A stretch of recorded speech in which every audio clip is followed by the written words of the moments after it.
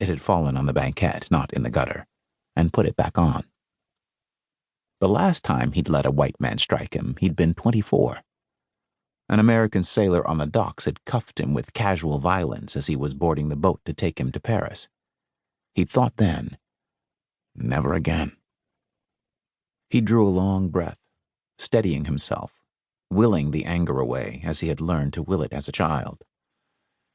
Welcome home.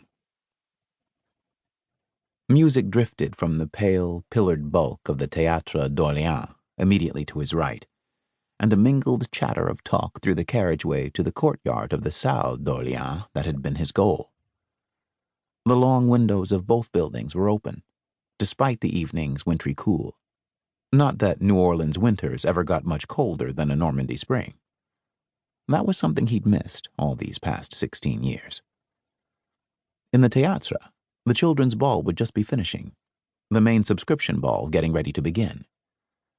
The restless fairy radiance of the newfangled gaslights falling through the windows, and the warmer amber of the oil lamps on their chains above the intersection of the Rue Saint-Anne and Rue Royale, showed him proud, careful mammas clothed as classical goddesses or Circassian maids, and watchful papas in the incongruous garb of pirates, lions, and clowns, escorting gorgeously costumed little boys and girls to carriages that awaited them, drawn up just the other side of the gurgling gutters and tying up traffic for streets. With the Théâtre's long windows open, he could hear the orchestra playing a final country dance, catch fleeting pleasures, and he could identify whom they'd got to play. That had to be Alcée Boisseau on the violin, and only Philippe Descoudreaux could be that hapless on the cornet. January winced as he picked up his music satchel from beside the wall where he'd dropped it in his excess of knight-errantry, wiped a trace of blood from his lip, and thought, let's not do that again.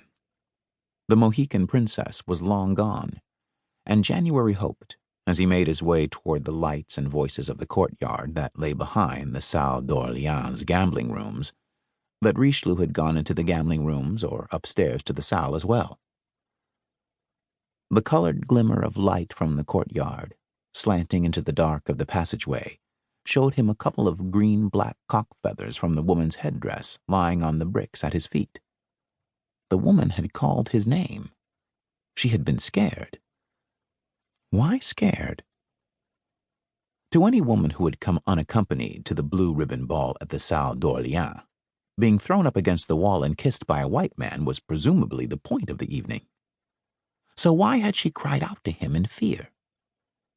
Colored lanterns jeweled the trees in the court and the gallery that stretched the length of the Salle's rear wall. In the variegated light, Henry VIII and at least 4 of his wives leaned over the gallery's wooden railings, laughing amongst themselves and calling down in English to friends in the court below. January didn't have to hear the language to know the Tudor monarch was being impersonated by an American. No Creole would have had the poor taste to appear with more than one woman on his arm. A curious piece of hypocrisy, January reflected wryly, considering how many of the men at the blue ribbon ball tonight had left wives at home. Considering how many more had escorted those wives, along with sisters, mothers, and the usual Creole regiments of cousins, to the subscription ball in the Théâtre directly next door. Both the Salle d'Orléans and the Théâtre were owned by one man, Monsieur Davis, who also owned a couple of gambling establishments farther along Rue Royale, and were joined by a discreet passageway. Most of those gentlemen at the subscription ball tonight would slip along that corridor at the earliest possible moment to meet their mulatto or quadroon or octoroon mistresses. That was what the blue ribbon balls were all about. Ayesha, he recalled, had hardly been able to credit it when he'd recounted that aspect of New Orleans life. None of the ladies in Paris had. You mean they attend balls on the same night, with their wives in one building and another with their mistresses 100 feet away? And January, too, had laughed, seeing the absurdity of it from the vantage point of knowing he'd never go back again. There was laughter in most of his memories of Paris. It's the custom of the country, he'd explained, which of course explained nothing, but he felt an obscure obligation.